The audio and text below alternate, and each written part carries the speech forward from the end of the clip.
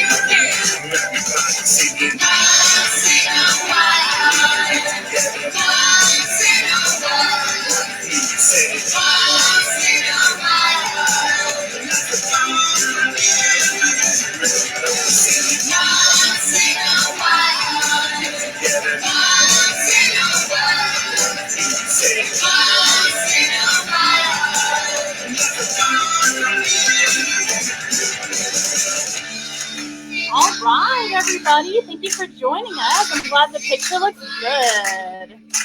All right.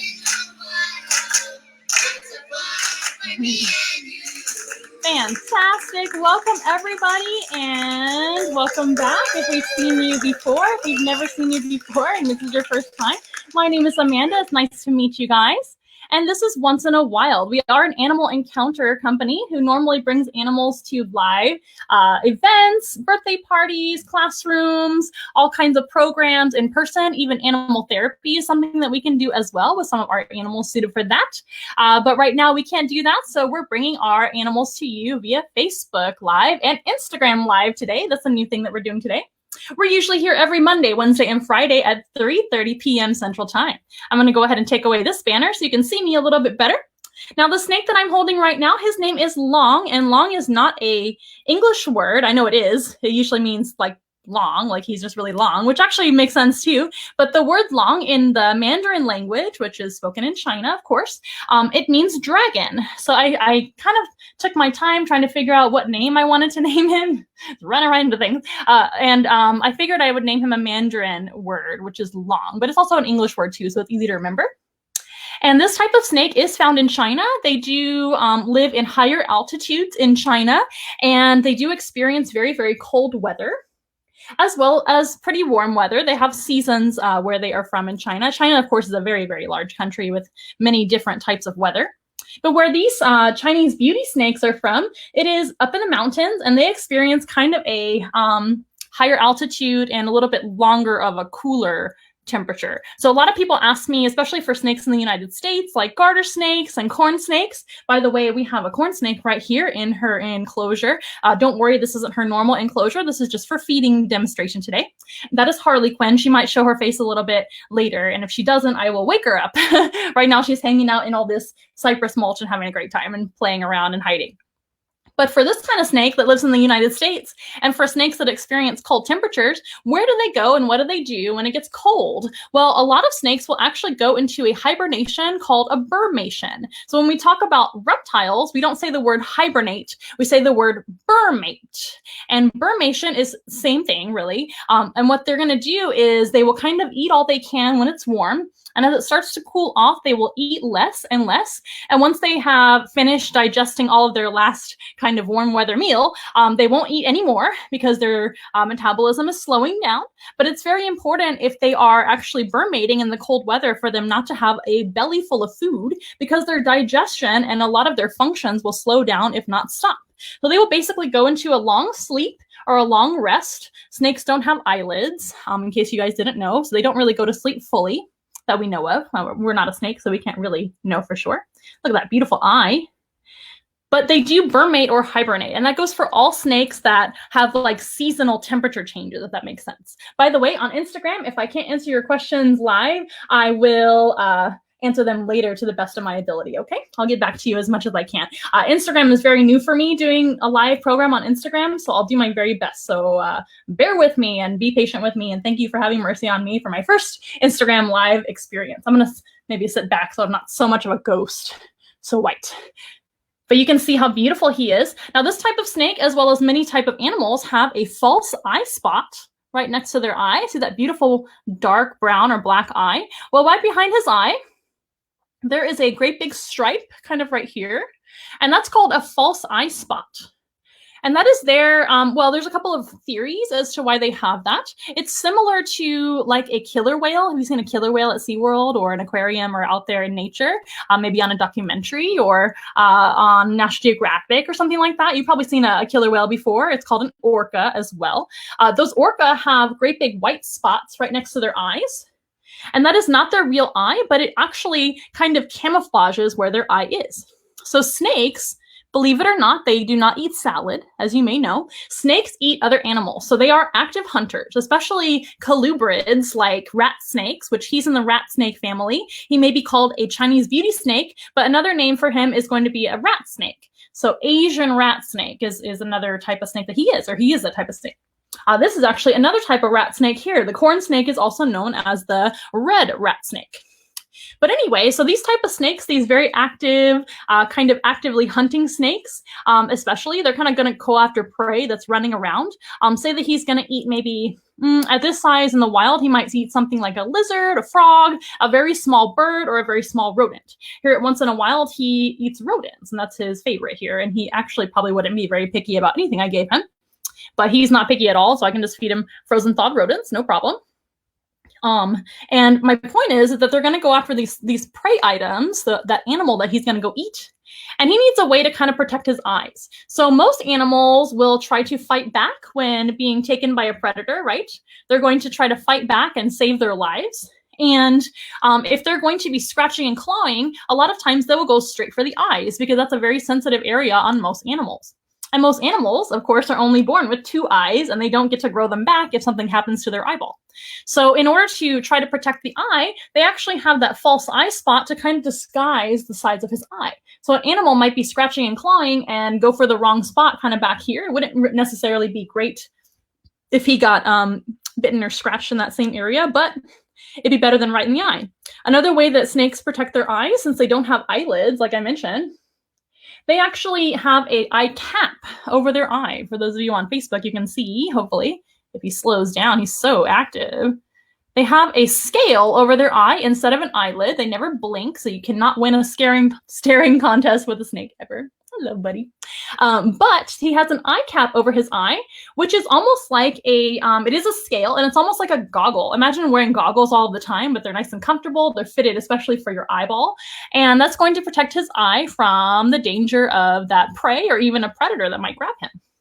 Now, just because a snake is a predator doesn't mean they don't also have predators. They're not at the very top of the food chain, especially for a smaller predatory snake like this.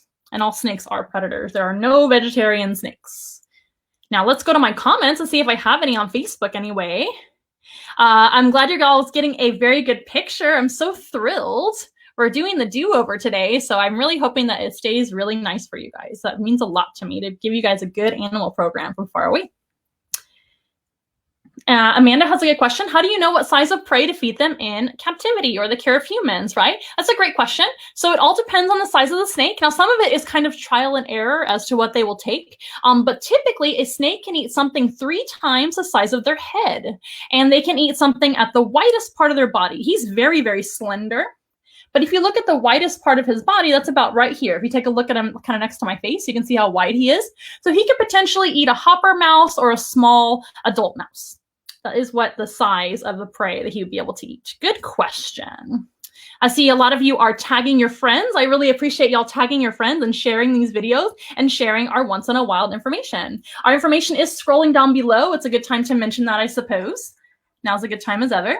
Of course, we're doing these programs for free, but we have our Venmo where you can actually donate to us. Venmo is found at Once in a Wild, and our last four of our phone number is 5240 if you need that information. Of course, all of our information is at onceinawild.com. Onceinawild.com has another way you can donate to our cause. If you scroll all the way to the bottom page of the page on onceinawild.com, you can find donate to our cause, and that will take you to our it'll take you to our Amazon wish list for animals, and that will have specific items which you can donate to us for the care of our animals. And we greatly appreciate any of your donations, whether they be items on Amazon or your funds through Venmo. Thank you very much ahead of time.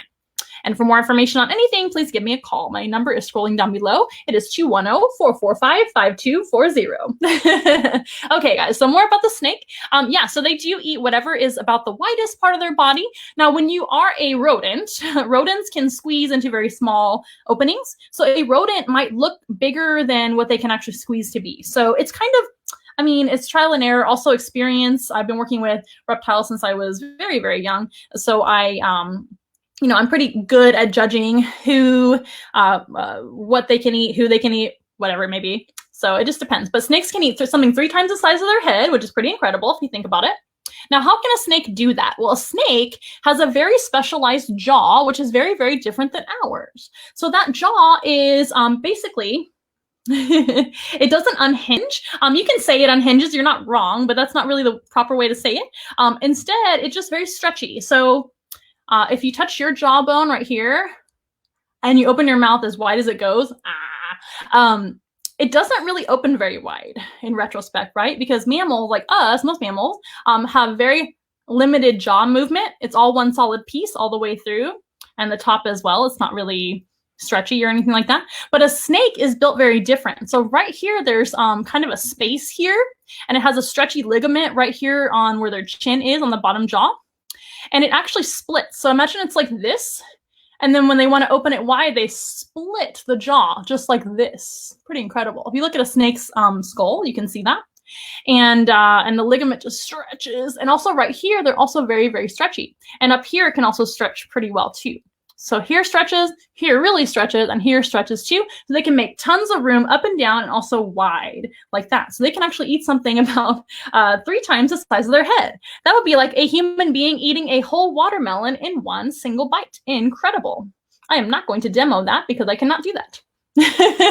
And another reason why humans can't swallow a big food item like a snake is because we have to be able to breathe while we're eating. And a snake can actually continue to breathe while they're eating a big meal like that because they have a specialized stretchy part up in their throat, which is called the glottis. And that is kind of a snorkel-like device in their throat. And what they will do is they can actually stretch their glottis out of their mouth, and they can keep eating. They're eating a food item, right? And the mouth is full. And then they're going to have that stretchy glottis that comes out to the side of their mouth like a snorkel so they can still breathe. This is very, very important if you especially are a very large snake eating a very large food item. Imagine an anaconda down there in the Amazon. And imagine that anaconda eating a capybara. Do you guys know what a capybara is? It's the world's largest rodent. It's like a huge, huge guinea pig. And that is a huge meal for a snake of any kind. So a snake of any kind, if they're eating a big meal, they need to be able to breathe while eating. But that's very, very handy to have, that glottis that they have. Now you guys can probably see how much long here the Chinese beauty snake is moving around. He's a very active snake. He's also a very sweet snake. Just because he's active doesn't mean he is aggressive or anything like that. He just likes to move around and race around and be very, very wiggly. These guys are very active snakes. They're actually wonderful snakes to handle, though. They acclimate really well to being handled. But they do need a lot of room in their enclosure.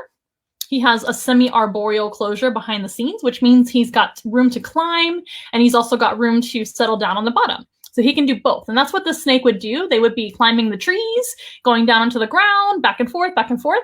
And out there in nature, once they are a larger specimen, they can eat things like birds, mammals, etc. So they need to be able to climb trees to get birds and climb trees to get some mammals, things like that.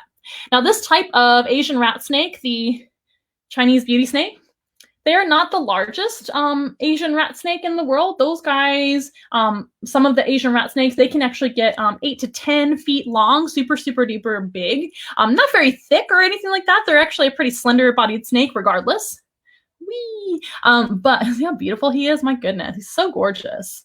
Hope you guys can see him really well. Look at that beautiful blue-black tongue that he's got. Gorgeous. But this type of snake, the Chinese beauty snake, they only get to be about 6 to 7 foot, which is a nice and manageable size for me. So I appreciate that. But he is absolutely beautiful.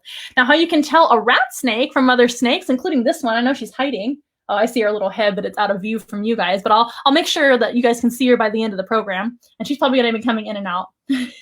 Her name is Harley Quinn, the corn snake.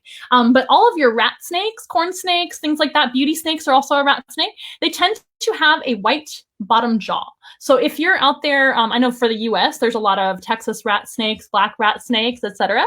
And you're wondering what kind of species of snake it is, you'll know it's a rat snake by that beautiful white bottom jaw. And that's a feature that Long has here, even though he's all the way from across in China. He still has that white bottom jaw. Let's see if we can show you the other side of him. Whoop. See that? He's white on the bottom. And he even has a white ventral, or pretty much all the way white. Kind of mottled a little bit. He's got a little bit of freckling down there.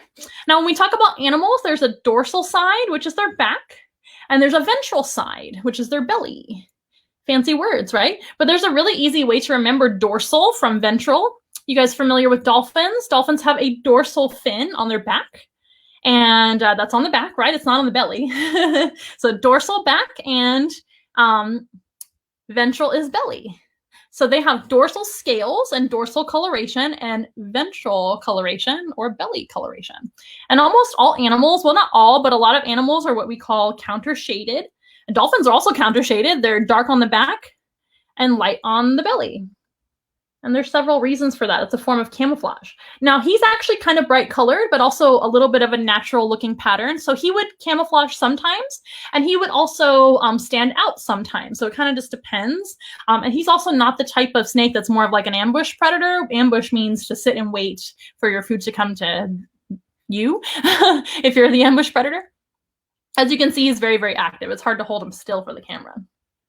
He is just beautiful, though. Do we have any questions so far on Facebook? On Instagram, if they pop up, looks like a whole lot of people are watching. I'm so happy to see you guys. And again, this is kind of a bonus encounter because we are so sorry about the quality of yesterday's encounter. So we're just giving you an extra snake encounter today. So for those of y'all that were joining us yesterday and today, double thank you. And thank you to all of our followers. All right, well, Long is a gorgeous, gorgeous snake. Again, this species will get around the 6 foot to 7 foot mark. Unusual specimens might be up to 8 foot, but that would be very unusual, and it might be like kind of at the end of their life expectancy. This type of snake can live into their 30s. Most snakes do live around their 30s, maybe even more, with proper care, of course. Which brings up a good point. If you ever wanted a pet snake, make sure you get them from a reputable source. Make sure you have plenty of room. Make sure you're comfortable feeding them, other animals because they don't eat salad. And we want to make sure we can care for them for the rest of their life. So we don't want to ever adopt an animal and then it's just a novelty and we get tired of them and they get rehomed. If you are looking to adopt any kind of reptile, reptile rescues are a good way to go. Once we're able to see humans again, you guys can contact your local reptile rescue.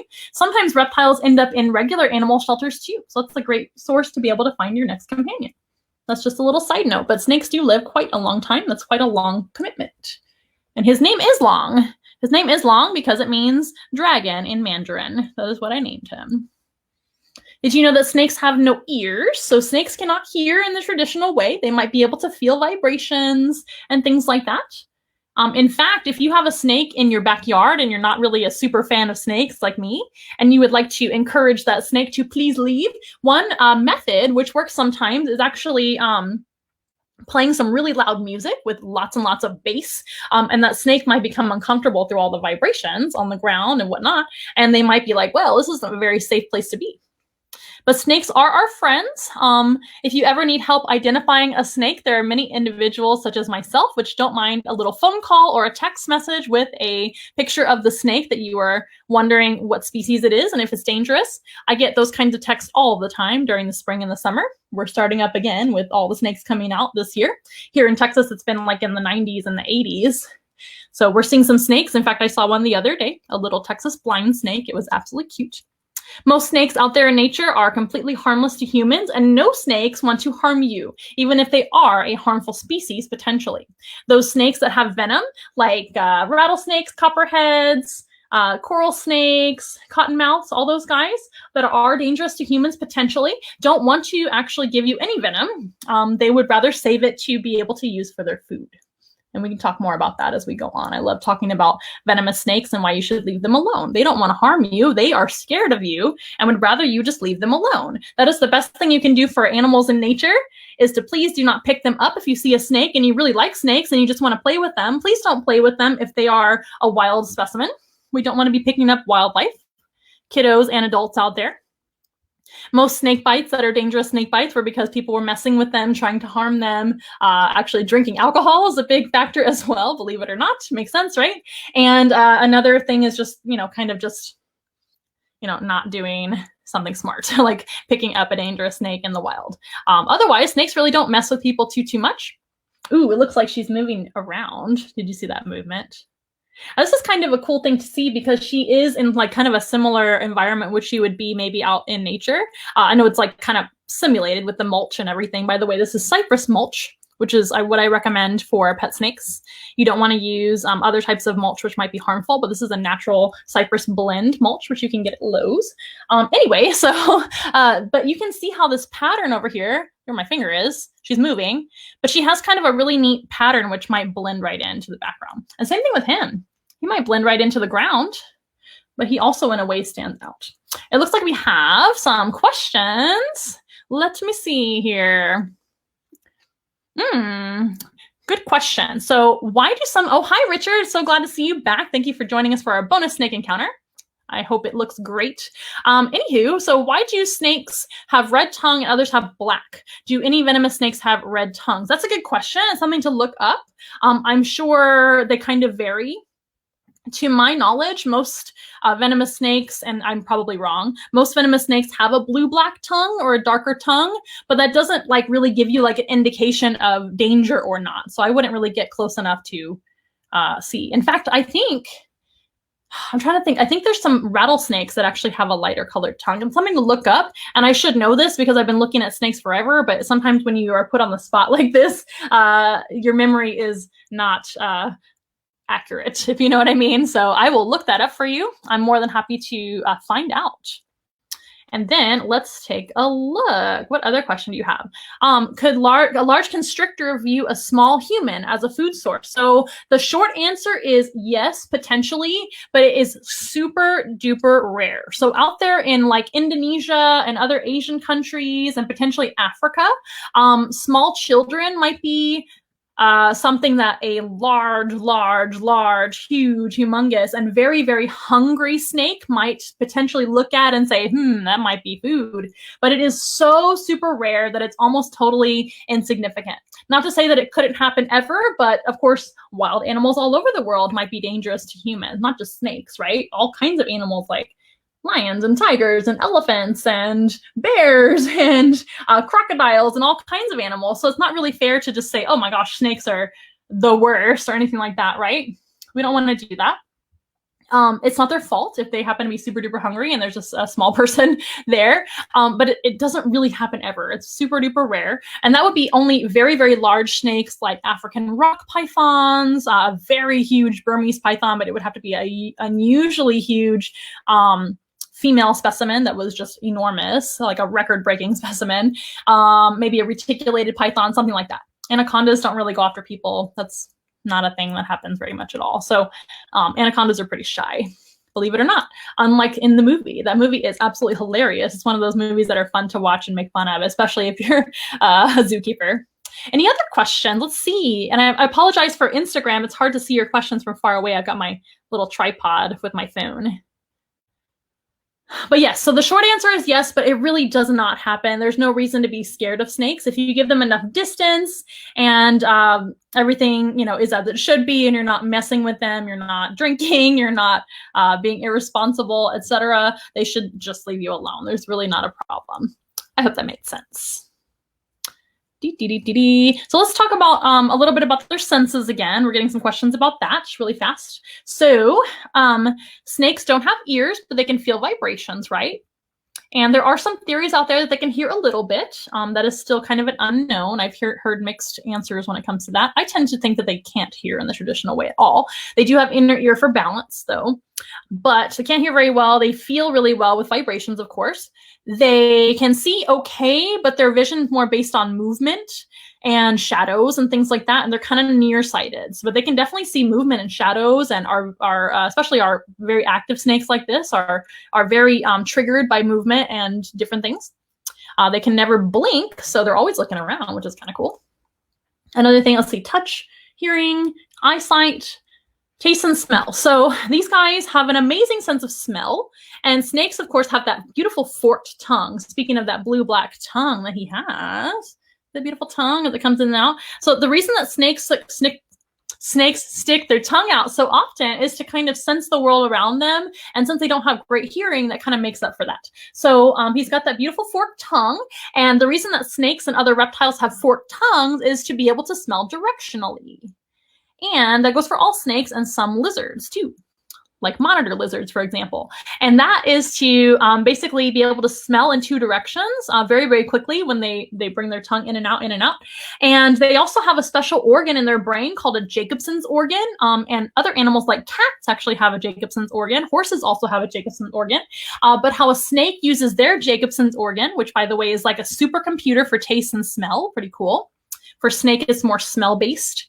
But that tongue goes out, comes back in all the time like that, rubs against the top of their mouth, the roof of their mouth, or goes into the roof of their, or, kind of into their mouth, obviously.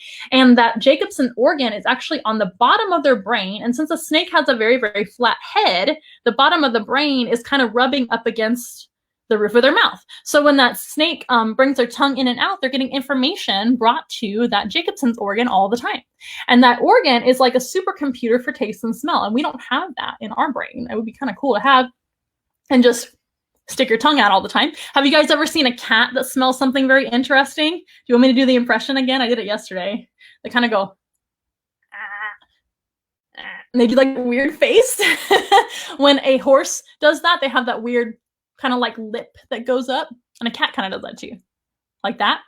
Perfect, right? You're welcome. And and that's them trying to put pressure up against the roof of their mouth and use that Jacobson's organ to be able to figure out what's going on. Pretty cool. Great sense of smell. Now, a predator will use their sense of smell like a snake or a monitor lizard, right? Another reptile. They will use their sense of smell with that tongue to be able to figure out where their food is. And then they can pinpoint where their food is running around if they're smelling directionally.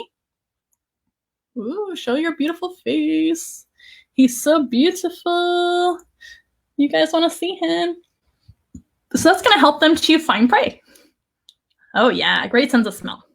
Any other questions about, and you're welcome, any other questions about this particular snake? Can they see heat? So not all snakes can sense heat like with heat pits, but vipers have that, for example. And we're actually going to meet another snake today that can do that as well. We're going to have another snake guest who has heat sensing pits, and we'll talk about that in a minute. So not all snakes have heat sensing pits, but the ones that do, they can actually see or detect the heat source from that warm-blooded prey like mammals and birds.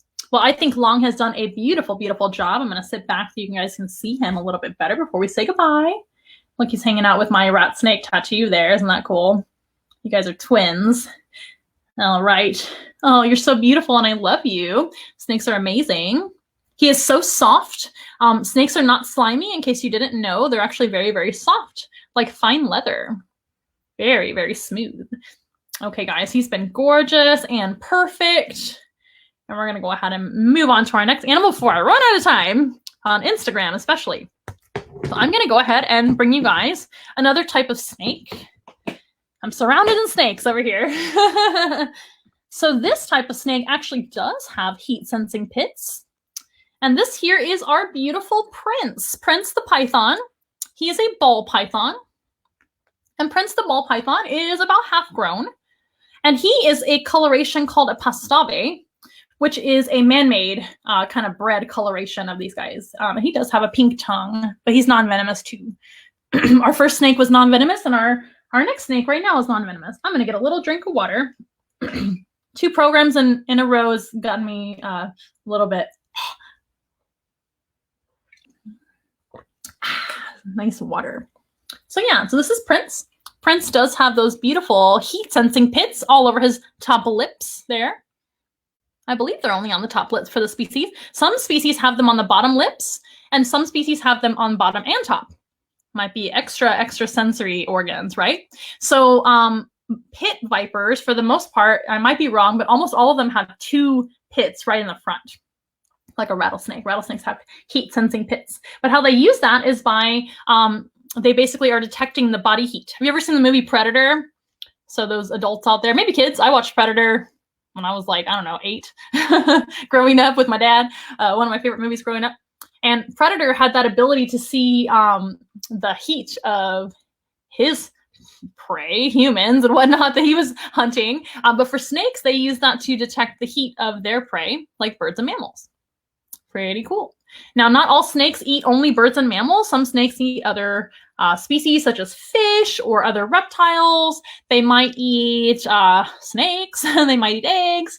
So those type of animals, like maybe the rat snake that we just met, they wouldn't necessarily have the heat sensing pits because they don't really eat a whole lot of warm-blooded animals, or maybe it's like half and half.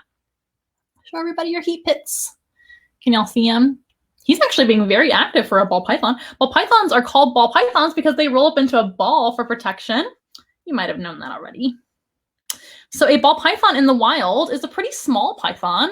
They only get around anywhere from 4 to 6 foot, and they're very heavy, kind of fat-bodied snakes. They have more width than length, and that's going to help them to use their heavy body to kind of sit on top of their head. So I don't know if I can demo for you. Not me, the snake. I definitely can't sit on top of my head. I wish, for protection, right? I don't have a big, heavy snake body. So they're going to kind of sit on top of their head, their own head, like that. Pretty cool. And they will kind of just hang out and hide like this. And that's going to protect them from their predators. So just because he is a predator as a snake doesn't mean he doesn't have predators. And this is an African species, the ball python is. And so, hello, there he is. So cute. See the tiny head compared to the body shape? That's going to help him almost like a tortoise to protect his head. Pretty cool. He doesn't have a shell, though. He's got a big, heavy body. That's why they call them a ball python. So the ball python, like I said, will be looking out for other predators, but they're not a very active snake. Believe it or not, he's being pretty active for a ball python. But out there in nature, they tend to live underneath things or in termite mounds, or kind of underneath a fallen tree or in a rocky area or wherever in the woods, doesn't matter, somewhere where they can go hide inside of a hide. And they're going to ball up and kind of just hang out. Mostly during the night is when they come out, if at all. And they are ambush predators and also stay safe by hiding all the time. They're very, very passive, sweet snakes. Very much more likely to hide than to fight, right? So that's going to help him stay safe by protecting all of his face from those predators. Now, also, he is an ambush predator, like I mentioned. So he might be sitting very still. See if we can get him to kind of be in that position that he would be. So see if he's like sitting kind of like really still, but he's got his head like this, kind of in an S shape, kind of ready to strike. If he senses a prey item going by, either with his great sense of smell, maybe vision, but especially those heat pits of like a little mouse comes by or something like that, or a bird maybe lands near him somehow. I imagine rodents are probably a lot more common for them to eat because it's more common for them to be on the ground, right? Things like that, rodents, warm-blooded animals, mammals, etc. And so what they'll do is they'll sit very still until they sense food, and then they will just strike at the food and kind of stay still. And these guys are constrictors. So when we talk about snakes, there are three main categories of snakes, just like in general. There are colubrids, which are what we met first. We met, well, Harley Quinn is a colubrid. There's her face. I don't know if you guys can see her. She's right here with me, but I'm sure she'll come make her way around. Colubrids, which are rat snakes, king snakes, milk snakes, bull snakes, hognose snakes, all those guys are colubrids. It's kind of like the extra category of snakes. Then you have constrictors, which are pythons and boas. This is a python, remember? He's a constrictor. And then you've got your venomous snakes, which are like vipers, cobras, and all your other venomous snakes. Oh, she's digging around right here. Very cute. She likes to play in the mulch. So constrictors, because they have very heavy bodies and very strong muscles, they would kind of sit still and wait for a prey item to come to them. That's called being an ambush predator. He's got great camouflage. This, by the way, once again, is not the natural color they would be, but it is the natural color of their pattern, or natural pattern, rather. So he would have this pattern, but it would be much darker than what Prince is. Prince is a pastave, which is a man-made kind of coloration through selective breeding with ball pythons. There's many different colors of them. I'm going to show you one more before we quit talking about ball python. And they're ambush predators. They sit very still. They can go a long time without eating. They can actually, there she is. They can go a long time without eating.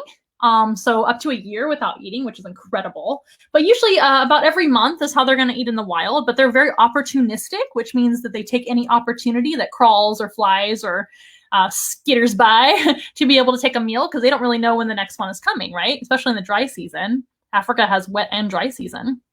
But what they'll do is sit very still, wait for their prey to kind of run by or whatever. Oh, they're saying hello to each other. And they will strike. And with the front half of their body, they will constrict. So remember, the snake is non-venomous. So he's got another way of doing away with his prey. So how he does that is he will give it a nice big squeeze. So very quickly, he will reach out and grab that food item, whatever that animal is, and he will reach out with his mouth. He does have teeth, even though he's non-venomous. He's got Velcro-like teeth, which are very, very sharp, but very, very tiny, very insignificant to a human, honestly, pretty benign. But it's designed to grab onto furry or feathery food. So most snakes have very, very sticky teeth like Velcro. Pretty cool. So they will grab it, bring it in very quickly, give it a nice wrap. That's my impression. And then they stay wrapped around them and squeeze tighter and tighter and tighter and tighter until that animal can no longer live. That animal will start not being able to take in air. As they take in air, they squeeze and squeeze and squeeze and squeeze.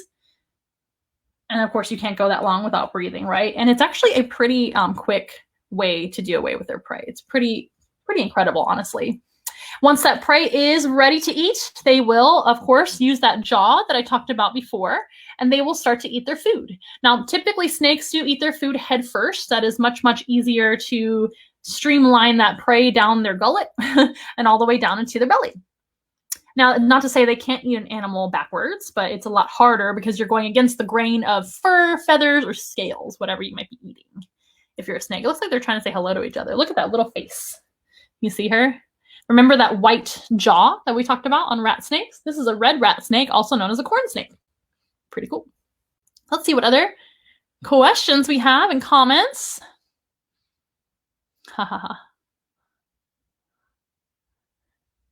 Yes, they are an African species. So these guys are from Africa. And again, they are pythons, and there are many different sizes of pythons, many different species of pythons. And most people think of very, very large pythons like reticulated pythons and Burmese pythons, for example. Those guys are really, really large. African rock pythons, too. They're very, very big. Indian pythons are another one. They're all super similar, although three of those are. The reticulated python, is actually the longest snake in the world. They're very, very huge. But not all pythons are created equal or created the same length. And this is a smaller species. They get around, maximum 6 foot, but they're very heavy bodied. But by comparison to a reticulated python, which can be upwards of, 20 feet or so, really, really big, that's a much larger python. So not all pythons are huge like those guys. Some are smaller. So they are a little bit shyer since they are so small, and they are potential prey for other animals. Would you guys like to meet one more ball python before we move on to our next category of snake? I bet you guys would like to meet one more. Prince was a little prince as always. He is such a sweetheart. And he also has that false eye spot on either side of his eye, actually, now that I think about it. A lot of animals have that false eye spot. Look at that striping next to his eye. Beautiful. Have you guys ever heard the myth that a slitted pupil means always a venomous snake? Not true. These guys do have kind of a slitted pupil. It's very hard to see on him on the camera, I think. I don't know if you guys can see that there in Instagram. They do have a slitted pupil. It does slim down if there's brighter light, so you might be able to see it pretty good in here. But that does not necessarily mean a snake is venomous. Also, a triangle-shaped head does not mean venomous either. The best thing to do to stay safe from venomous snakes is don't handle any snakes in the wild. If you are not a professional, you should not be picking up any wildlife. We want to leave them alone to do their job. A snake's job is to eat rodents and other pest animals for us and keep the earth nice and clean and healthy. Too many pest animals like rodents can cause diseases and an ample supply of parasites, which are things we do not want. So all predators, like natural predators like snakes, birds of prey, all those guys need to do their job to rid the world of too many mice and rats and things, too many pests. Those pests have their own place in nature, but too many of them is not a good thing. So snakes are our friends. Okay, so we're going to meet one more ball python, and then we're going to move on to our next snake species, if that's okay with you guys. Thanks, Prince. You are an angel as always. Give me a moment while I switch snakes. This is Prince's potential girlfriend, but they're kind of too young to be boyfriend and girlfriend yet. So this is Princess. Prince and Princess. I know she's like super glowy on Instagram. Maybe if I turn this down a little bit, you guys can see her a little bit better. See that? On Instagram, you can kind of see her a little bit better. And we'll go ahead and turn our light back on because I need it. Ha ha ha. I just wanted to give you guys a little glimpse. So this is Princess. By the way, tune into Facebook live stream if you want to see a different view, I guess. Horizontal view and a little bit better, I think. Facebook. Wow. This is Princess. Let's start over. Princess is a white snake. She is still the same species of ball python we were just talking about, an African snake. But this, of course, is not the kind of pattern or coloration they would be in the wild whatsoever. This type of coloration is called the ivory. Maybe you guys can see her head. She does have a little bit of kind of grayish on her head there, on the top part of her head. Just a little bit, but she is almost completely white. She is a great looking ivory ball python. She has a very faint yellow stripe on her spine there as well. Now, if she were completely white, she would be a full leucistic, either a blue-eyed or a black-eyed leucistic. She has pretty dark black eyes, but she's known as an ivory because she does have a faint coloration. Now, these colorations of ball pythons are especially bred with selective breeding over time in the care of humans only. And one really neat thing about ball pythons is they come in all different kinds of colors and patterns. Pretty cool. So Princess, again, is a ball python. She's just a different color. What other questions do we have? I'm glad you guys are excited for Princess. She is very sweet. And again, same exact species, same exact information. This color and pattern-less animal would not survive in the wild, in my opinion. They would be far too easy to see in nature and probably wouldn't make it as a baby due to predation or, predators eating them. And they also would be seen by their prey. So they wouldn't be able to hide and camouflage and ambush their prey, right? So they would not make it unless they were right here in the care of humans. Pretty neat. And I think we should look at Harley Quinn. There's her little face right there. So cute. I think we should go ahead and meet our next animal since we already covered all the information about ball pythons, unless you guys have a question. Ball pythons are very, very popular snakes. In my opinion, they're an okay snake to keep if you're a first-time keeper. They're very docile and very sweet. So in that aspect, they are super easy. But in other ways, they're a little bit challenging. And that's going to be basically getting their humidity and their temperatures and all their setup correct. Also, ball pythons tend to be picky eaters because they are very shy. So sometimes these guys don't eat very well as well. Remember, they can go up to a year without eating, so not really in a hurry sometimes to eat. So just be aware of what you're getting into. You might be buying some rodents to feed them, and then they may not eat that week. So if you don't have other snakes like me or other animals to feed, you might be wasting rodents sometimes. So that's not really fun. And These guys, again, live into their 30s, so that's a pretty long commitment to have a kind of picky eating snake. So in my opinion, a corn snake actually makes a really good first pet snake. And as you're going to see in a little bit, she always eats. She's never a problem. We are going to demo her feeding here in a little bit. That's going to be at the end of the encounter today. We're going to do that at the end. Hopefully I have time on Instagram. If I don't, you guys can switch over. I can start again on Instagram and do the feeding on there. I might do that. But yeah, so my point is that the corn snake, great eater, very easy to keep their temperatures correct because they are in North American species. So especially if you're in North America, they don't need a ton of heat. Low humidity is very easy. You just keep them on this kind of substrate, which is a cypress blend mulch, very, very inexpensive. And they don't get nearly as big as a python. Even though this is a smaller python, they're still going to get a lot bigger than a corn snake. So my recommendation is actually a corn snake over a ball python. But if you're just all about the ball python and you think that they're really cool and you're in love with them, just do your research and just know what you might be getting into. It is what it is. And that's for all pets, you guys. We don't recommend just buying pets on impulse. We don't recommend buying pets for your little ones unless the entire family is going to participate in their care, okay? And that goes especially for Easter coming up, right? I know we're talking about snakes. This has nothing to do with rabbits, but a little bit it does because Easter's coming up and a lot of people think that you should buy an Easter rabbit for your kids. I don't recommend doing that, and I will be writing a little bit of a post about that on Facebook, Instagram, all of those things. We'll be posting something about rabbit care, okay?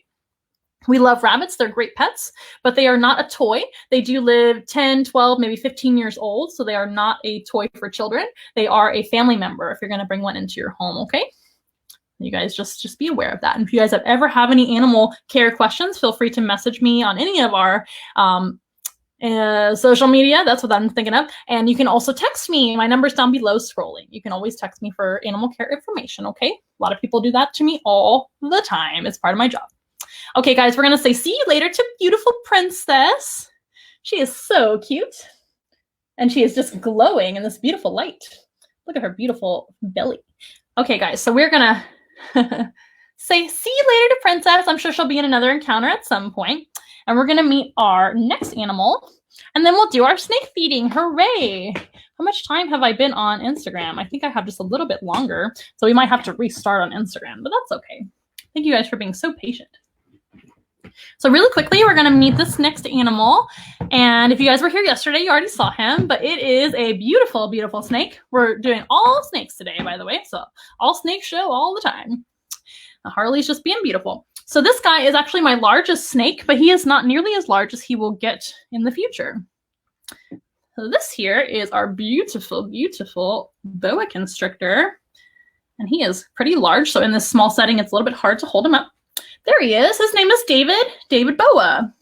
David Boa is around 2 or so years old. He is still young. These guys can live into their 30s as well, more or less, maybe even longer. And this species of boa constrictor is quite large when they are full grown, or we say adult size when it comes to reptiles, because reptiles never stop growing, actually. So as long as he's alive, he's going to continue to grow little by little. Since he's young, he's grown quite a bit from a tiny baby. I was literally able to fit him right into my hand, in the palm of my hand, just like that. A lot of my friends saw baby pictures of him when I got him, and actually saw him when I got him. He was so tiny. He's gotten really, really big. You see how big he is. He's so beautiful. This is a type of boa constrictor found in Colombia, South America, Central America, into Mexico. But this is specifically a common boa constrictor or a Colombian boa constrictor. Now, David here is actually a hypo, which means that he has less melanin than the natural color. So he's what we call hypomelanistic, hypo for short. So they do look, oh, he's losing his balance. They do look a lot like this in the wild, just a little bit darker. Okay, kind of like Prince was. So same kind of pattern and whatnot. So that pattern on his back, those beautiful bow ties, those are known as dorsals. I'm going to give him some room here. Oh my goodness. Those are dorsal markings. They're known as saddles. That's what I meant to say. Those are his saddle markings, and they look like little bow ties. Isn't that cute? Everybody wants to see you, buddy. Let's not go towards me. Let's go towards this way. He is very wiggly. As you can see, a boa constrictor is a lot more active than a ball python, although Prince was pretty active. Princess was showing you exactly how ball pythons usually are. Forgive me. But he's very wiggly. He should settle down here in a little bit. And these guys can get pretty large. For a female boa constrictor, females are larger. They can get 12 or so feet long and be very, very heavy. I can't remember how heavy they get, but they get pretty heavy. And the males get around 6 to 8 foot. So we expect him to be around 8 since he is quite a large young snake at this point. We think he's going to be a big boy. So 8 foot should be what he might be lengthwise. Pretty neat. Did you guys have any questions? Let me see. What does David eat because he is so large? Good question. So David eats large and jumbo rats at this point. So when he was younger, he would eat small rats and things like that. So, and as he's gotten bigger, of course, we've increased the size of his food. Settle down, kiddo. He's just moving around a lot. He wants to go explore.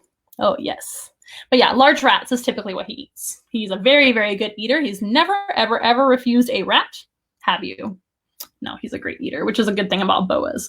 Now, boas are actually really cool snakes to keep, but they get really big. So that's the only thing about them that I wouldn't recommend for like a beginner or somebody that can't afford a large enclosure, things like that, because they need a lot of room, right? So they need to have a nice, large space. They like to climb a little bit, not a whole lot, but they need a little bit of height to be able to climb just a little bit and explore. And just keep that in mind. And they are tropical species, being from Central and South America and Mexico and whatnot. Some of them even live in the islands surrounding those areas. So they need some humidity. These guys tend to not have shedding issues like ball pythons do sometimes. So the humidity is not too bad. But they still need a nice humid environment with this type of mulch. You don't want to keep them on aspen. That's too dry. So the cypress mulch blend is what I recommend for a lot of snakes, honestly. But especially for tropical snakes. And he needs everything larger in size because he's a larger snake. Not the largest ever, but still quite large. Okay. Justin's joining us. Hi, Justin. David Boa with lots of little heart emojis. I'm so glad that you guys like him. Yeah, we really like his name, David Boa. We have a lot of, if I do say so myself, some cute names here once in a while. We got Prince, we got David Boa. We have a Shelton John, who is one of our tortoises. We have a Michael, who's a Jackson's chameleon. You see where the theme is going. So David is a gorgeous snake. These guys are very, very soft as well. Remember, snakes are not slimy. That's a big difference between reptiles and amphibians, is that reptiles and amphibians are different in the texture of their skin. So when you are a reptile, you have scaly, dry skin, which is waterproof. When you are a amphibian, you guys might have seen my amphibian talk about the axolotl and the frog a little bit ago, a few programs ago. Those guys are slimy. They have a slime coat on their skin, and those guys need to stay wet all the time. So that is the difference, the main difference. There's more differences, of course, including their life cycle and things like that. Now for Instagram, I'm running out of time. So I'm actually going to go ahead and I'll put him away for a little bit, and I'm going to do our feeding of the corn snake over here, so you guys on Instagram can hopefully see. Hopefully you can see right here is our corn snake, and we'll go back to handling another snake in a little bit. Say see you later, David. He has that beautiful false eye spot as well. Also a cute little mustache in the front with a little goatee on the chin. That's something that boa constrictors have as a marking. It's just a cute marking they have. I don't know if there's a purpose to it or not, but he is just beautiful. So thank you, David Boa. We will see you in just a little bit, I think. And for y'all on Instagram, I'm going to start closing because Instagram only lets me talk for an hour, which is not enough time for me. I talk forever about animals because I never run out of things to say. Let me go ahead and secure our boa constrictor. So for our snake feeding, we're going to leave her right in here. I'm going to go ahead and make sure she's awake and alert and knowing what's going on. I'm just going to give her a little tickle with this tool that I have. Hi, baby girl. And once again, this is Harley Quinn. She is a corn snake, also known as a red rat snake. You can see why they call them the red rat snake, right? Okay.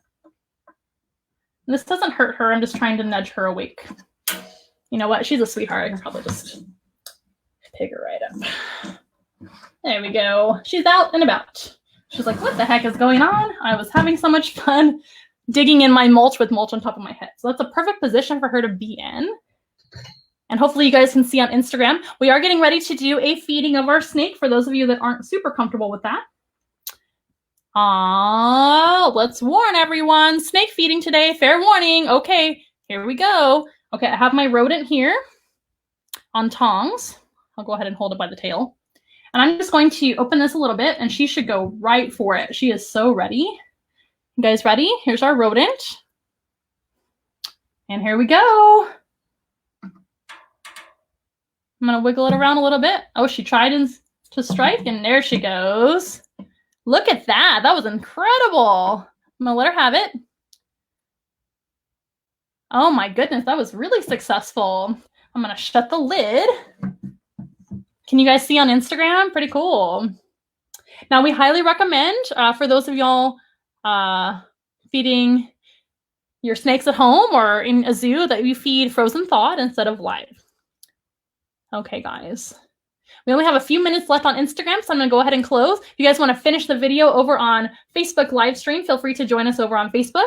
Again, this is Amanda with Once in a While. We just did our snake feeding. We're on Facebook live stream every Monday, Wednesday, and Friday at 3:30 p.m. Central Time. So we should be back tomorrow with another animal encounter. It's not going to be a snake encounter. It'll be something different. All right. You guys enjoy her coiling her food. And we'll see you guys again later on Instagram if it cuts me off. You guys have been an amazing audience. We'll see you later. So for Facebook, we're going to continue going and talking about Harley Quinn here eating her mouse. That was an adult mouse, but not a very large adult mouse. And as you can see, she bit and actually coiled around the mouse, which you might be wondering, if she's a colubrid snake, a rat snake, which is a type of colubrid, why does she constrict around the mouse? Well, that's partially due to individual preference. She might constrict and coil around more than other individual corn snakes might do that. She's thinking about eating it now. But some do go ahead and wrap around, even if they're not a traditional constrictor.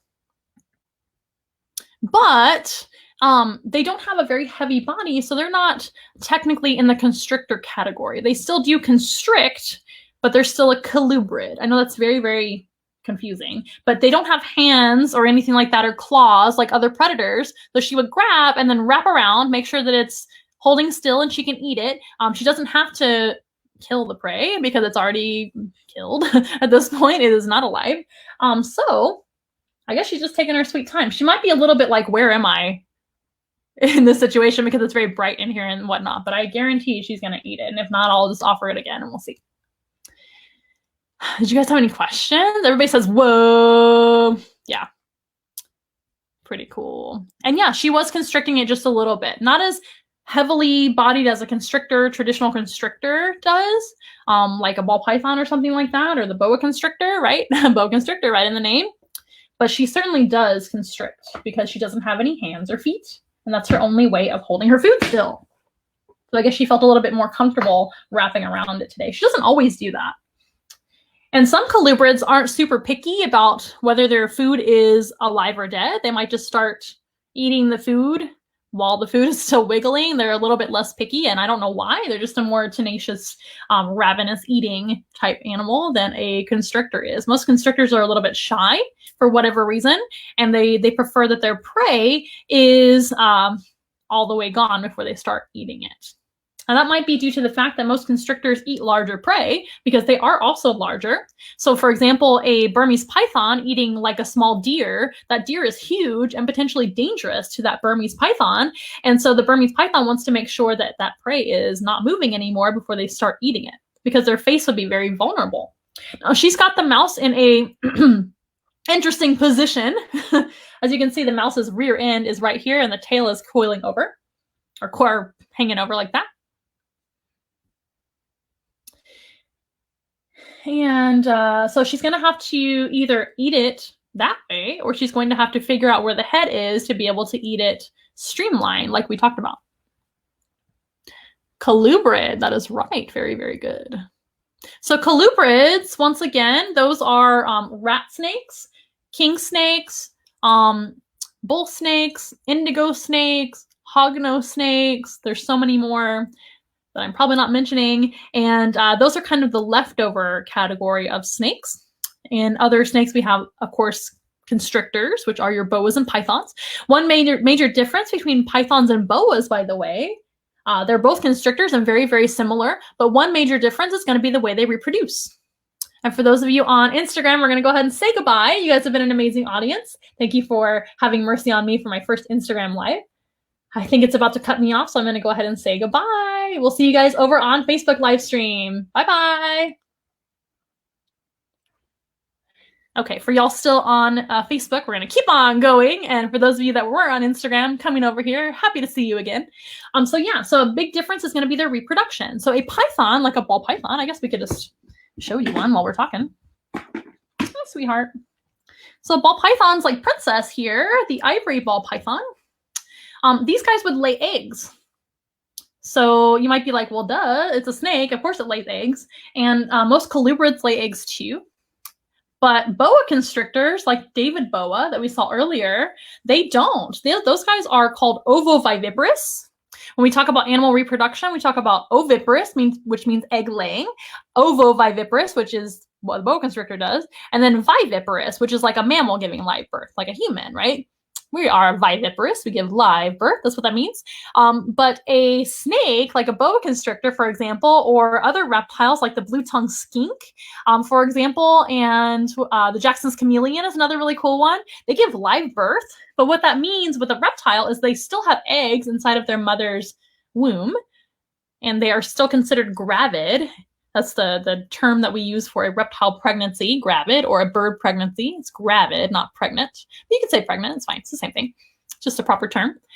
They are still gravid, but what happens is they have a longer period of time that mom has the eggs inside of her. And then the eggs will basically just hatch inside of mom. And those animals will come out live. Those babies will come out live. So in the instance of a boa constrictor, I mentioned that the females are larger, and the females are larger too when it comes to being a ball python as well. But that's because they have to carry those large clutches of eggs, and they have to carry those large litters of babies if they're a female. But for a boa constrictor, they can have up to around 60 or 70 babies in one litter. So that tells you how much body weight they might lose as a wild animal, and why a female being larger would make sense. Now it looks like Harley has squashed herself into a predicament here, but she's going to take her sweet time, and that's fine. For those of y'all that tuned in yesterday and you saw the king snake eating, he ate really, really quickly. King snakes are some of the most tenacious and voracious predator snakes out there in nature. How long will it take to digest the rat? So a colubrid, like a rat snake here, has a much faster digestion. So these guys eat a lot more often than other snakes would. She's just pausing, like frozen in time. Are you okay there? She's fine. I think she's getting camera shy about eating her food in front of you guys. Oh my goodness. Maybe show her a little bit of love with some heart emojis and some clapping emojis. Maybe she'll be more comfortable. If she doesn't eat, I guess there's nothing we can do about that, but we're trying our best. But yeah, so a colubrid will actually digest a lot faster, especially if they're smaller and growing and babies and growing more. So they're going to use the restroom pretty quickly after this. So after she eats, she's going to use the restroom anywhere from 4 to 5 days from now. She just went to the restroom today, so maybe in 5 days, because she just went. Good job, Amanda. Go, Harley Quinn, go. Go, Harley Quinn, go. Let's eat the mouse. You know you want to. Don't look at me. Look at your food. It's right there for you. So pretty quickly for a colubrid. For a python and a boa, it might take them up to a couple weeks to digest. Some ball pythons don't go to the restroom very often. That also depends on how high their heat is, how high humidity is, if everything's going well and functioning well, they're nice and healthy, all of that. So it just really depends. But my snakes here at Once in a Wild are offered food about once a week to every 10 days, depending on the species and the age of the snake. I do have some baby snakes that are offered food a little bit more often. Princess here is offered food every week to 10 days, but she doesn't always eat it. But that's okay for me because I have a lot more mouths to feed than just her. So if she refuses her rat, she may donate her rat to another animal. And that's not a big deal for me because I have several mouths to feed, of course. We have several snakes and several animals that eat that. Okay, they eat that. They eat food here. Well, Harley. Oh, she's turning around. We're going to see what happens. This is like drama unfolding. I'm not going to be picking up the enclosure because I don't want to disturb her. I'm not going to move the enclosure either. Maybe staring at her isn't a great thing. Maybe I'll hide behind Princess and see if she eats. Now, when snakes grow, right, they have to do something very special. So all reptiles of course, have scales, and all reptiles are ectothermic, which means cold-blooded. So ectotherms, like reptiles, fish, amphibians, all those guys are ectothermic, which means they don't have their own body temperature. So we are endotherms. Mammals and birds are endotherms, and we're mammals. We have hair, we're warm-blooded or endothermic. But reptiles are ectothermic, meaning they have to regulate their own body temperature by different means. They don't have their own body temperature. So being cold-blooded or ectothermic doesn't mean that you have cold blood. It doesn't have anything to do with your blood. It has to do with your body temperature. And that just means that you are whatever temperature is in the room or area around you. So right now in this room, it's probably like 77 or 78 degrees. That means the snakes, if they hang out in here for long enough, they're going to be around that temperature too. So they'll be the exact same temperature as the room, and that's okay. If they need to warm up, they're going to go under their heat lamp in a little bit, or I guess on their heat pad is what I have for most of my snakes, heat pads, not heat lamps. And but some reptiles have heat lamps in my reptile room. And or in nature, they'll go, of course, onto a warm sidewalk or on a warm rock that's been baking in the sun. Are you really going to take so much time to eat? You know you're on Facebook live stream, right? This is the show. You need to be more aware. She's frozen in time. See her little head? There's her head right there. Boop. But these guys, what was I saying? They have to shed their skin as they grow. So all reptiles have that ectothermic nature. They also have scales. And all snakes, as they grow, have to shed their skin. Have you guys ever seen a snake shed before? It looks really cool. So remember Long, that snake we met earlier? This is one of his sheds. Pretty cool. And shedding all in one piece like this is a very, very good sign that he's healthy and that his humidity is correct. I have also a really neat little shed. This is from one of my baby snakes. It's a Baird's rat snake, which, by the way, is the snake on my tattoo. Can you see the snake there on my tattoo? It's not exactly the same color as it would be in real life, but this is like an artistic representation of a Baird's rat snake, which is a Texas species and a species in Mexico. And the little Baird's rat snakes that I have, which I'm sure you guys will meet, recently shed. And this is I think the female actually shed this shed, not all in one piece, really nice. And the best shed I ever got was actually from our king snake Slytherin, which you may know. He's a California king snake. Let's see how long this snake shed goes. Oh my goodness, it's huge. Now a snake shed is going to be always longer than the actual snake because it does stretch out. Woo! It does stretch out as they shed. That upper or outer layer of skin does. Very healthy, yes. Eat that mouse. Eat that mouse. Go Harley Quinn. Go, go, go. Have you noticed that her name is Harley Quinn? We're super nerdy around here. We have Harley Quinn, we have Slytherin, we have David Boa, Princess and Friend. They're all silly names, but we love them. They don't know their names because they're deaf. They don't have any ears. Snakes don't really hear. Harley Quinn, for real. But even though she can't hear, I'm sure she appreciates all your cheers and support for her. My goodness. Are those the patterns? Yes. So on the shed, let's highlight your question. On the sheds, you would actually, since it is their outer layer of skin that they're actually taking off, and when they take off that skin, they start at the head. And imagine you're a snake. I'm a snake, I'm a snake. And they have the skin, and when that shed is ready to come off, by the way, they go through a blue period where they look opaque blue is what we call it in the trade. Oh, there she goes. Oh, I'm surprised she's taken so long. Oh, I jinxed it. But they go through maybe if I be quiet. She can't hear. What am I saying? So they go through a period of time where they get very, very opaque and they can't really see out of their eyes and things like that because remember that scale is over their eyes, so they can't see very well. And everything kind of goes almost like a plastic bag over your skin. That's what it looks like. And then once it's ready to shed and they clear up that coloration, then that shed is ready to come off. They start here, like I was saying, and they're going to rub up against something, nose first, and then that shed is going to peel off and it comes off inside out. So this is actually inside out.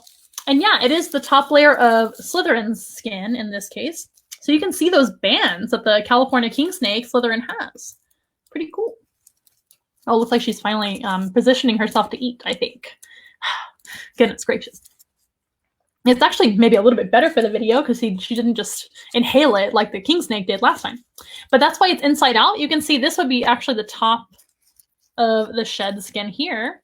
And you can even see those little eye caps there that Slytherin has. I'm gonna go this way so you can still see Harley Quinn. See the little eye caps right here? So that even comes off too. And that is inside out. So that's the top of his head. Beautiful. Then it comes inside out, or comes off inside out, like a sock. If you take a sock off inside out, or a pantyhose, it's just like that. Harley Quinn. Well, I hope you guys really appreciate this constricting that she's doing for like 8 hours straight. I thought I took forever to talk about snakes. She's taking forever to show off how she. I'm probably not going to bring David Boa back out, even though we love him, just because he is very food motivated. And if he smells a rodent, he might be like, where's my food? It is not time for him to eat, so I'm not going to feed him today. And I don't want to confuse him by handling him at the same time that we have food out, because he might be a little bit too food motivated. We don't want to get bitten on accident. That's what I'm trying to say. Okay, thanks for all your encouragement for Harley Quinn. Once again, this is Amanda with Once in a Wild, and if you're just joining us, we are doing a Facebook Live. This is kind of a strange day for us to do a Facebook Live. We are here on a Thursday, but normally we're here every Monday, Wednesday, and Friday at 3:30 p.m. Central Time, and we hope to see you for other Facebook Live streams right here on Facebook. Feel free to follow us on Facebook, of course, and follow us on Instagram at Once in a Wild Zoo. We have YouTube, which is at Once in a Wild is our YouTube name. And onceinawild.com is how you can actually find all of our information. That's an easy way to find all of it. My number is scrolling down below as well. We are offering these live streams, of course, for free, and we don't expect anything as far as payment from our live stream, but there are a couple of ways that you can actually tip us and donate to us. Look at her go. One way is through Venmo. You can find us on Venmo at Once in a Wild. If you do need our last 4 of our phone number, it is 5240. I heard from somebody that we need both of those information. So at Once in a Wild and 5240. You can also donate to our cause via Amazon wish list. We have a really neat Amazon wish list that I took the time to make for all of our animals. There's a lot of animal supplies and food and all kinds of things that we need for some of our critters. Even though we are on lockdown still, we still need to feed our animals. So sometimes we have to order those things online. So if you'd like to donate items from our Amazon wish list, you can go to onceinawild.com, scroll all the way down to the bottom, and you'll see donate to our cause. Click that box and it'll take you right to our Once in a Wild wish list on Amazon. Oh, look like she's starting to figure it out. So remember, a snake prefers to eat things head first, whether they be a mammal, another reptile, a bird, or a fish, etc. Frog, even. Frogs have very smooth skin, so it may not matter, but a frog's legs are kind of awkward. If you're going to eat a frog backwards, that might be a very weird picture. So even eating a frog forward would be much, much easier if she were a frog-eating snake. The species of snake, by the way, if I didn't talk about her that much, this is a red rat snake, aka a corn snake. You can see a little bit of her belly scales right there. So on the dorsal or back side of a corn snake, they are beautiful red and orange and black coloration. This is the wild coloration that they look like for the most part in the wild. You can find this type of corn snake usually in the eastern United States, but corn snakes also live throughout, to my knowledge, the United States all over. But they will vary a little bit in brightness of the red and orange. So in the eastern United States, they're very, very bright red, like this. Beautiful coloration. But on that belly, they actually have a black and white checkerboard pattern. And that gives them the name the corn snake. It looks like the pattern of corn. If you take an ear of corn, especially wild corn that has like different colors on the kernels, that's what it kind of looks like. Now the purpose of the belly being black and white, totally different than the dorsal, is going to be a purpose of kind of surprising their predators. So remember, she's a predator. She's eating a mouse right now, or she's supposed to be eating a mouse right now. Come on, you can do it. You can do it. But she is definitely not a salad-eating animal. They are not herbivores. They are predators. They're carnivores. So she also, oh, there she goes. There she goes. Oh, I hope you guys can see. She's definitely trying to eat it now, head first. Yes. Good job, Harley Quinn. Hooray. Huh. I thought that was going to be a bust there for a minute. Not a fail. Hooray. Well, maybe I'm thinking too soon. But anyway, so these guys do have predators out there in nature. They're not a very large snake. They get around maybe 4 to 5 foot. They're not a huge snake, and they're very slender bodied, even at their largest size when they are adult size. But, oh, there she goes. Oh, that different pattern on her belly is actually a way of staying safe. So if you are a predator and you see this red and orange snake and you're like, that looks delicious. I like snakes. I want to eat them. And all of a sudden it changes color and pattern, something's wrong. Like either that animal is very, very dangerous. They're giving you a warning saying stay away. Maybe she's venomous. She's not. It's a surprise. It's a pretend venomous. She's not. But in nature, a black and white stark pattern like that usually means dangerous. It can also kind of like throw them off. Like, why did this animal all of a sudden went from red to black and white? That doesn't make any sense. So it kind of makes them stop and think. Maybe it scares them, surprises them. But whatever happens, maybe they stop hunting and go, whoa, what the heck just happened? And then the snake can get away. So in nature, she would be kind of slithering like this and all of a sudden stand up like this, show the belly, the animal gets confused, or maybe they're scared that something's going to happen to them. The snake can get away. So that's the purpose, in theory, of this pattern. There might be other reasons, but that's what we think as far as studying them. So now she's really wrapped around. I know it's very hard to see because her coils are like all in different directions, but right there is where her head is now. Very, very hard to see. I don't want to disturb her by moving the enclosure, but maybe I can bring this a little closer. Ooh, that might be a good idea. Let's see if we can see a little better. I'm going to squeeze in here too with you guys. Check it out. So there she goes. See the little face? See my face? Ha ha ha. Finally, exactly. So they are going to, since they don't have any hands, snakes use their jaws to maneuver their prey down their throat. They use their jaws kind of, again, a back and forth motion like that to walk the prey down into their mouth. There's her eye sticking up. You can see a little bit. Her face is kind of pointing that way. And this is not like the largest prey I've ever given her, but it's not a small prey either for her. So she might be just taking a while because of that. Pretty cool. What other questions do we have? Let's see. Ooh, here's a good question. Can snake species interrelate like mixed dog breeds? Not really. There are a few that can, and I'm not a snake breeder, so I don't really know which ones are like the most successful. But in general, not really, especially not in the wild, to my knowledge. Now, you snake people that have more experience than me, because you're out there somewhere, please correct me if I'm wrong. And she's taking her sweet time. This is just amazing content for you guys. You guys have been an amazing audience, by the way. And thank you so much for tuning into our second snake program. Again, this is a bonus time that we're doing the snake program again. Am I creeping you guys out by coming in so close? Ugh. So yeah, so you can kind of see what she's doing. And remember, snakes can eat something about 3 times the size of their head, or about the width of the fattest part of their body.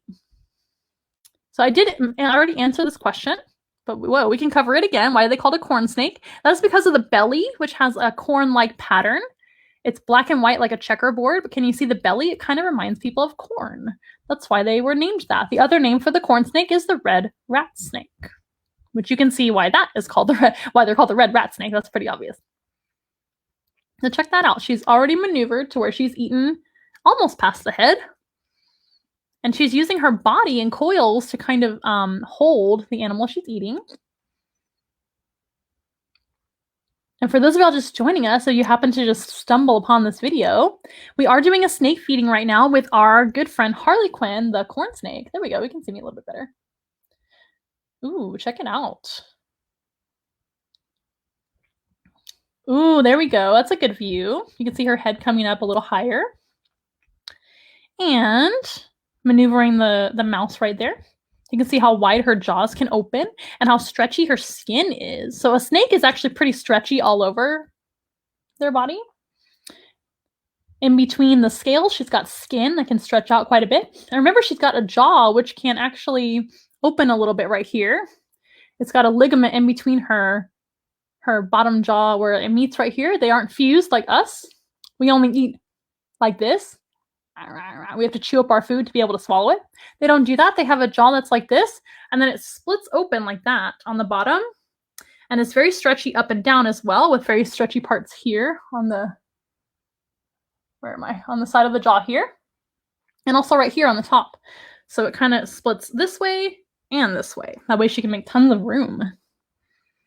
Very, very cool. Look at that. See how she walks the prey down into her mouth?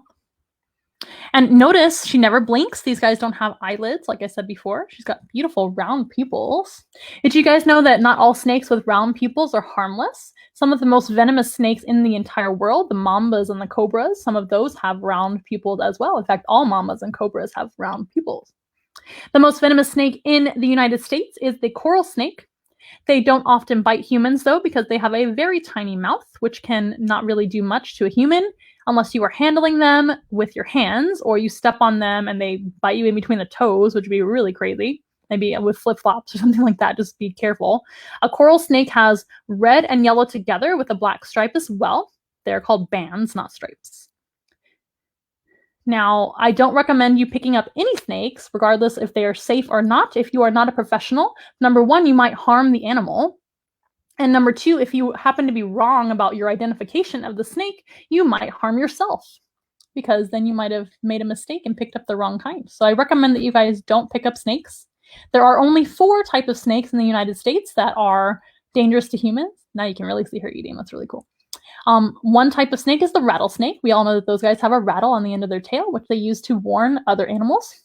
They are scared of other animals, so they warn them with the rattle. That is them saying, I'm scared of you. Stay away from me. I'm scared that you might eat me or hurt me. And another type of snake is going to be the cottonmouth, aka the water moccasin. That is the same species. There's 2 different names for those guys, maybe more than 2. And those guys are also venomous. And then we also have the copperhead, which is venomous but not deadly to humans or pets, unless you are a mouse, of course. A pet mouse would still be in danger. But no copperheads have ever, to my knowledge, killed a human or killed a cat or a dog. They have venom. They are venomous.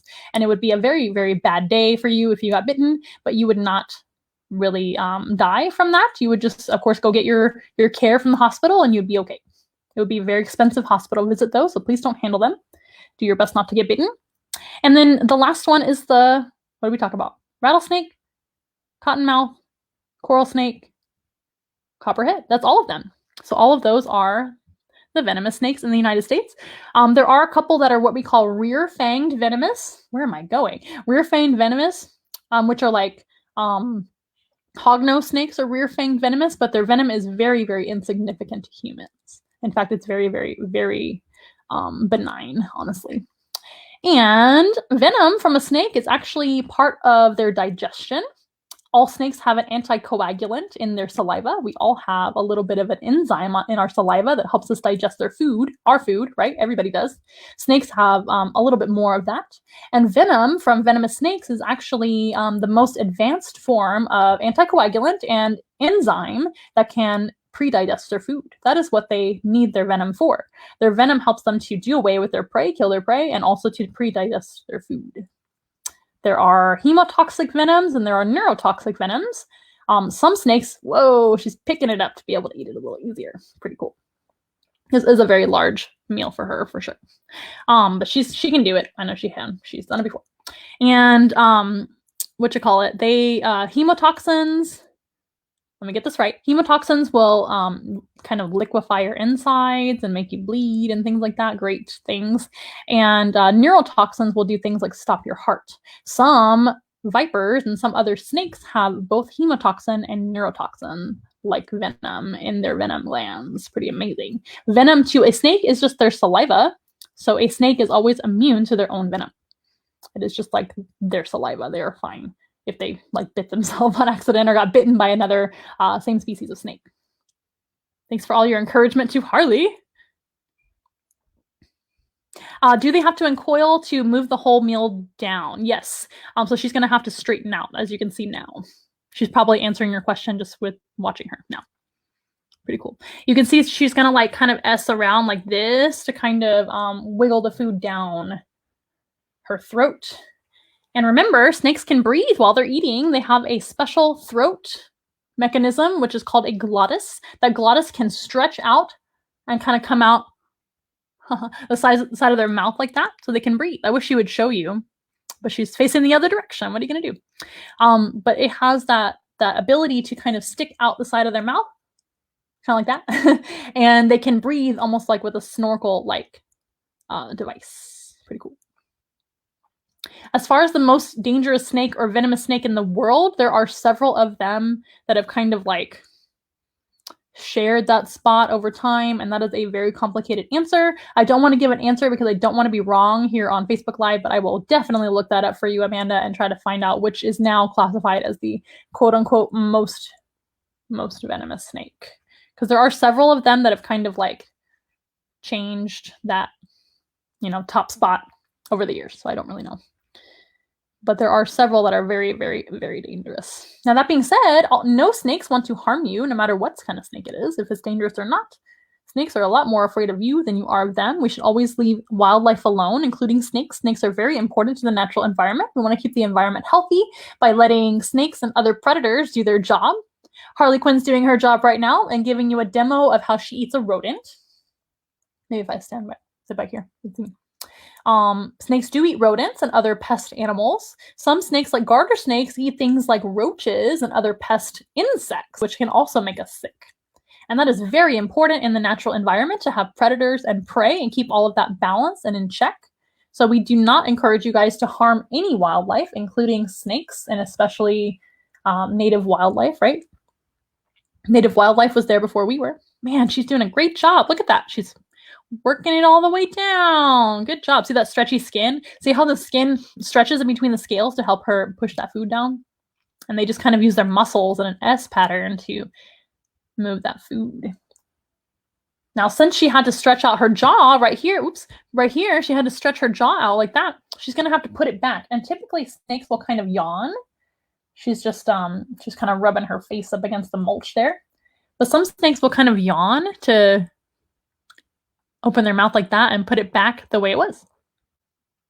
She's working it down to her belly. Now, snakes do have interesting internal organs. They have a stomach, just like us, and a digestive system, which is very, very similar to us. They have very, very strong stomach acid, as you might imagine, that's going to help them to digest, which is why some snakes have that pre-digestion in their specialized saliva called venom.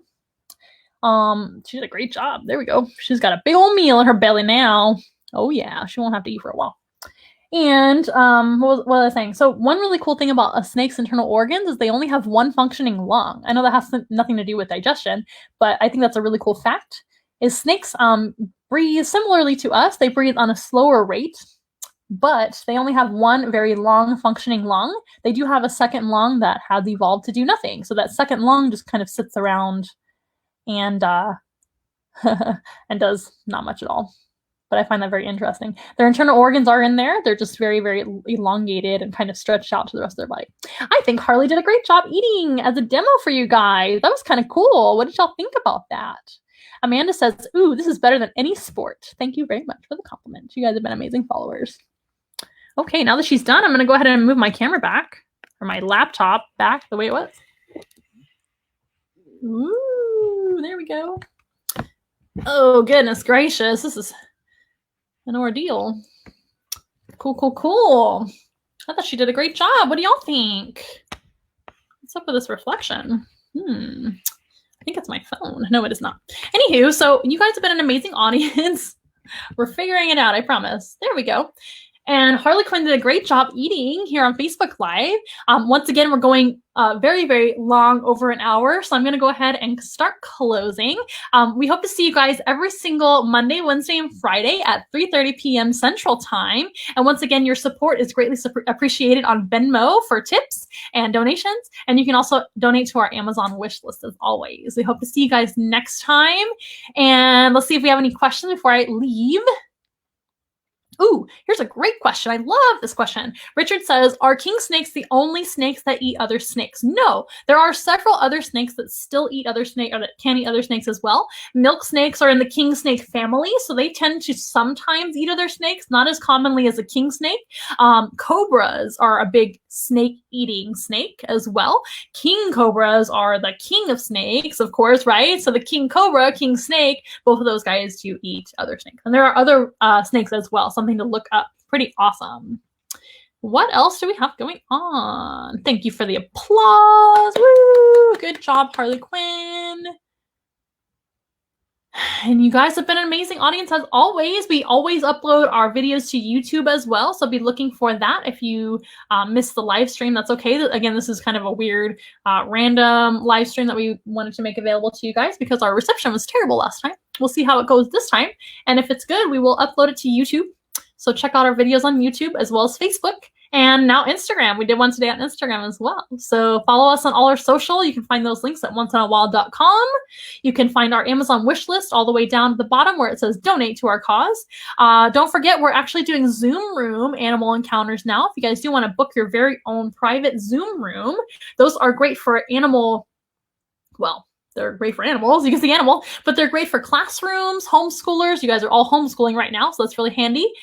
We can customize that animal encounter to your liking for all the animals that we have. You guys can choose your favorites. They're great for, of course, teachers, like I said, moms, homeschoolers, all of that in this situation especially. They're also great for birthday parties. We can make it a really fun, kind of fun encounter. And they can be really for any event that you guys want to just book us. You can customize them. We do 30 minutes, an hour, and 2 hours. And if you know me, of course, 2 hours is easy for me to fill up. The 2-hour plan is to give you like kind of a tour of some of our animal facilities. So you guys can see some of the animals, including reptiles, mammals, birds, whatever you would like to see. So we hope to see you guys again. This has been a really fun encounter. I think Harley Quinn did a great job. She's acting like she wants more food. There's no way. That was a lot of food for her. So you guys were wonderful. We're going to go ahead and close with our beautiful song. Oh, don't forget, we do have a Instagram contest going on right now. If you go to our Instagram at Once in a Wild Zoo, we have a free giveaway for a 30-minute Zoom room. So you guys can check that out as well and enter our contest. I forget when that ends, but hopefully not yet. So go ahead and check that out. Follow us on Instagram and check out our story where you can get more information on that contest where you can win your free 30-minute block of Zoom room. We hope to see you guys again. We're going to play our beautiful song and enjoy. We are, I promise. We are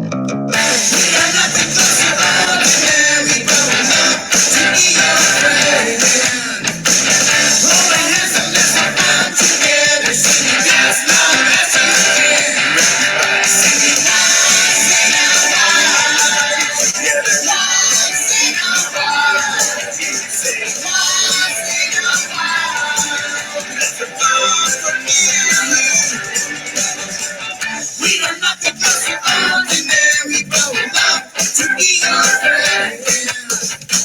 Hold my hands and let's have fun together, singing as loud as you can. Everybody singing, once in a while, once in a while. Say, once in a while, let's have fun together. Singing, once in a while, together. Once in a while, say, once in a while, let's have fun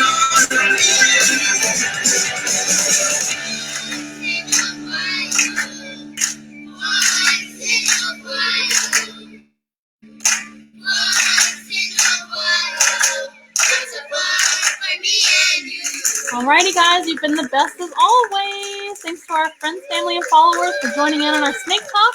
Remember, snakes are our friends, not the enemy, and we want to leave wildlife alone to do their job. Snakes are very important. We'll see you guys next time, tomorrow, hopefully, Friday at 3:30. Every Monday, Wednesday, and Friday. Tomorrow's Friday, so we'll see you then. Bye, guys. Have a wonderful rest of your evening.